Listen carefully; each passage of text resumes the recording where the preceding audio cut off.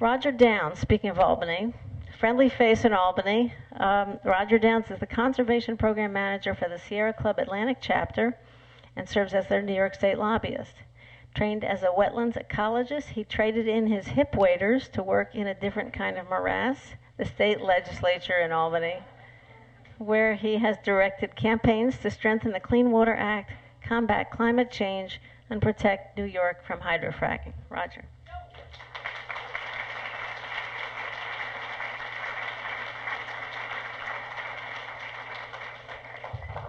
So as I was watching the other impressive presentations, I was sort of ticking off all the things I don't need to talk about, and basically there's a lot of overlap. But what I'm going to go over is at least some of the procedural changes in the second draft, perhaps some of the politics behind it. I just want to say that being in Albany and looking out over this crowd, I can't believe how many familiar faces I see.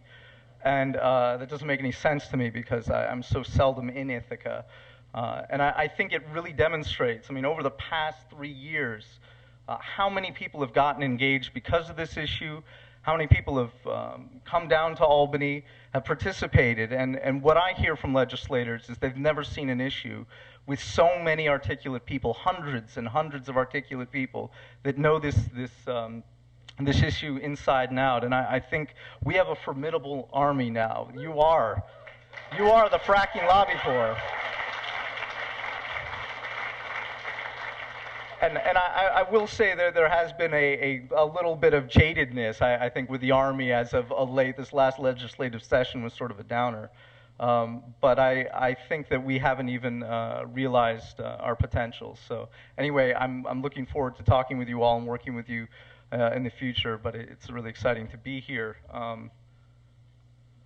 So I thought I would at least go back and talk about the context of this SGEIS. I know this is probably familiar history for you. We'll go through it very quickly. In 2008, Governor Patterson had to consider a bill on his desk that would make it possible for horizontal hydraulic fracturing to go forward. Before that, they would need a variance hearing in order to have a horizontal well. This facilitated this process. There was a lot of citizen outreach and complaints. Everyone was concerned. People were looking at the leases.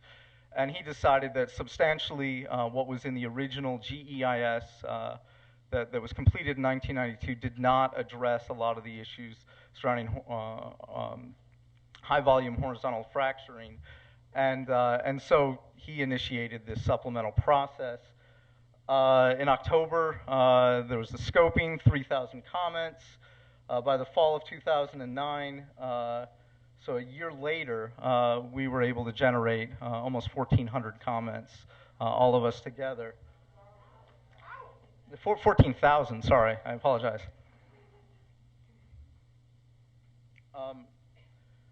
So in December 2010, after the passage of the moratorium through both houses, Governor Patterson vetoed the bill, but he signed Executive Order 41, which required the second draft. This is the second draft that we're talking about now. This was, a considerable victory, considering we weren't sure if they were going to finalize the process at any given time. What we know from listening in the halls of Albany and meeting with the DEC staff, that they simply weren't ready. The second draft wasn't going to make it by the June 1st deadline, but Governor Cuomo and his staff, under a concept called performance-driven outcomes, demanded that they have something ready by July 1st, and tacked on an additional study, the study that Tony went over, which was to look at the calamities in Pennsylvania, the instances of contamination, other accidents, which is now part of the report. So here we are. They released July 1st the second draft. The moratorium did not lift, as many news outlets reported. It is safely in place. It is attached to the review process. but, but basically it will endure until they finalize the process. So looking forward, we're still waiting for one piece of this draft. This is going to be the socioeconomic and community impact analysis. This is the noise, community character, roads, economic impact that they're doing, and that it's suggested that it'll come out sometime in mid-August. That's when the clock starts. They've planned a 60-day public comment period, but they still have yet to announce the dates for the hearings as well. And at least during the briefing, Commissioner Martin said the DEC intends to finalize the SGEIS and begin issuing permits by the end of this year. And as several speakers before me have noted, that there will be a rulemaking process, but drilling will be concurrent with it, so that they will be making the rules, the regulations for drilling while they send the first drill rigs out. So what are some of the political structural differences with the second the second draft? I think one of the most significant things is that the authorship shifted in terms of who prepared the document. In the original one, it says that the Division of Mineral Resources prepared it. Now they are coordinating it, and a lot of other divisions have had their hand in this. I think most significantly, looking at what the Division of Lands and Forests have done, they just completed their strategic forestry plan for the state, where they were sort of in limbo, and we rake them over the coals at their public hearing because there are many public hearings because they had to allow gas drilling. It was a permitted use. Many of us were involved in litigation or attempting to sue the DEC on this basis, and here it is. Now drilling is banned from all state forests, and I realize that you know, in terms of the watershed, there's still a lot of consternation about this. But this is a significant event, and I think if you talk to the DEC staffers, they really put themselves out on the line here. If you look at the habitat mitigation schemes, a lot of these tackling fragmentation are really quite impressive, and I think that there is at least a new political movement or a new structural movement within the DEC on some of this. I think where the Division of Mineral Resources clearly has jurisdiction, there are a lot of problems, but I think the other agencies need our support, and they need to hear our gratitude in that regard. The other issue is the prohibition in the filtration avoidance determination of watersheds. This is New York City and Syracuse. In 2009, the DEC said, we're not going to drill in these areas, or you will have to do an individual EIS in order to drill there. Now, you know, the big change is, of course, they've instituted a ban. Again, very contentious politically, but I think structurally it is important because, if you may recall, in 2009, there was a lot of hand-wringing from Pete Granis in terms of, you know, well, this will be a takings, we'll get sued, we can't do this. And I think, you know, Cuomo is now very much, without much controversy, said we can ban this practice in other areas. And I think as a model it's good because now we can extend it to other things. I think this is a big improvement. In terms of I'll talk about commitment to formal rulemaking process, but before this draft, the discussion was still, we're going to go on permitting conditions. We're not going to tie anything into regs. We haven't updated our regs substantively since 1972. And I think one of the last big sort of structural political changes was Cuomo appoints an expert panel to guide the process. And I'll talk about this a little more.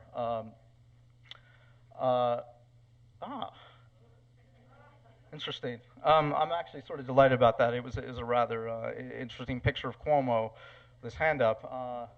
Sorry, it didn't picture. Maybe if I click it again? No. All right. So let's talk a little bit about Cuomo. It makes me a little nervous as a lobbyist in Albany, but I just want to at least give a little context He's riding right now 71% approval rating. He's had an extremely successful first legislative session. It may be considered historic by any governor in terms of having an on-time budget. In this case, it was fiscally conservative. It was well met, and where he did some damage to his own political base by, stopping jobs, closing down hospitals, and I think that the social services did take a hit. He was able to masterfully orchestrate the Marriage Equality Act. Clearly, he has presidential aspirations, vice presidential aspirations, if you listen to the rumors. And I think that looking at where he is right now, hydrofracking will be the most important environmental issue of his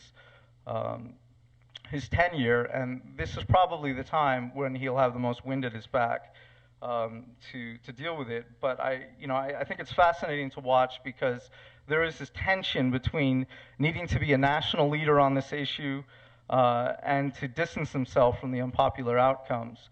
And I think it was most evident May 10th when he was at he was swearing in Commissioner Martens, and Commissioner Martens raised his hand, and Andrew Cuomo said, "There's no backing out now, Joe, even on hydrofracking." And there was a little chuckle to the environmental leaders that were present, and without missing a beat, Commissioner Martens said, "Can I now tell the press that you and I have had a conversation about hydrofracking?" And I don't know if this was a planted statement, if this was for our benefit to listen to, but I think that he definitely wants to be at a distance from the ultimate outcome, and I think it's very much true. Also for this panel that we discussed, of many of my colleagues are on this panel from environmental leaders or some business leaders that will be advising Cuomo on the outcomes in the SGEIS, and looking at fee structures on how to pay for DEC staffing and other things.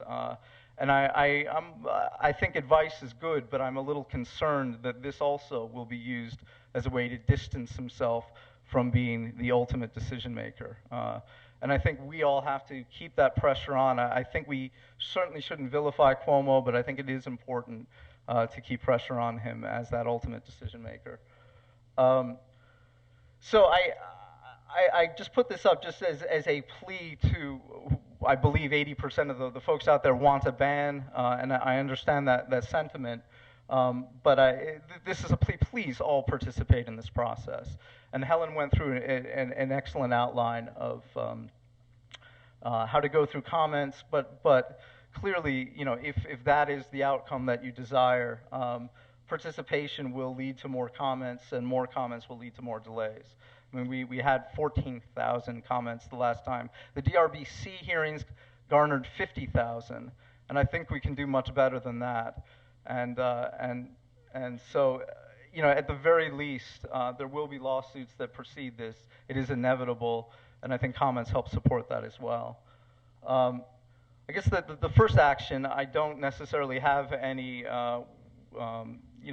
places for the DEC. They haven't started the comment period. They don't have the email to send the comments to. I can't tell you dates of hearings yet, but certainly demand a 180-day public comment period. Right now it's 60. That's one action you can do tomorrow, and I think it would be really important. The last time we were in the middle of a 60-day public comment period, we made the same request. They gave us 90. In some ways, I think the issues are so much more developed now. We could use that extra time. I think Helen covered this very well. Just to talk a little bit about DEC staffing and enforcement, clearly, no matter how good the regulations are, we simply cannot expect protection if we have very little staff. This is a very difficult issue to talk about, and I think we have to be careful. It's sort of a trap because clearly Cuomo is looking at a fee structure by which we could dramatically increase DEC staffing in the Division of Mineral Resources. We don't want to create permitting mills. We don't want, 200 inspectors without the commensurate augmentation in the Division of Air, Water, Lands and Forests, Fish and Wildlife, and other critical agencies. And I think we have to make that very clear. The DEC is not equipped to oversee gas regulation, but if they were to be provided with the funds through severance taxes and everything else, we would want to see a robust DEC across the board, not just in the Division of Mineral Resources. Actually, did I have anything? So I think the other thing that needs to be discussed in your comments, if you can, is to recommend legislative action that the DEC can do through program bills. The department usually issues 4 or 5 of their own program bills a year, department bills. They find an Assembly or Senate sponsor. I think a prime candidate is that they should just take Barbara Lifton's bill or Jim Seward's bill on local control, as Helen talked about. If they are sincere about, nodding well, nodding to local control, but if they're sincere about acknowledging local control and clarifying the ability of communities to zone and have ordinance power, they should make that their own program bill. And I think, get your heads thinking around what kind of legislation you'd like to see. Certainly throughout the document, the DEC cites that they've determined that the waste from drilling are non-hazardous through regulation. And as many of you know, in '85, very quietly, they deemed that all drilling waste, fluid and cuttings, can never be considered hazardous, regardless of its content. And we discussed this before. I think that they should own up to this and either ask for legislative permission to do new rulemaking. I think Cuomo can order the DEC to do it now. And just lastly, I think every speaker has spoken about this, so I will be brief. But as you know, that we will be drilling, apparently, if fracking goes forward while they're doing rulemaking. Regulations are under the Standard Administrative Procedures Act. It's very separate from the seeker process. Seeker was not designed to, it was designed, as Tony very nicely put in his first frame, to establish or assess impact, environmental impact. It was not designed to be a permitting program in and of itself or a regulatory program. And that's exactly what the DEC has been doing since 1992 for the past 20 years. And essentially, if this is going to go forward, if we are going to be drilling while we are going through public comment periods for the rules and regs, we are going to have pandemonium. These first 2 years, where they're going to have to now deal with new technologies, the new fuels, new setbacks. The industry is going to have to comply with all these new permitting conditions. And without the force of law behind regulations, every step of the way, every day that there's a conflict on the drilling site, the DEC is going to negotiate with them. Things are going to creep closer to wetlands. More emissions are going to come out. And we have no recourse because these aren't enforceable by law. We have to tell the DEC very firmly that no drilling while they're doing rulemaking. And I'll leave it at that.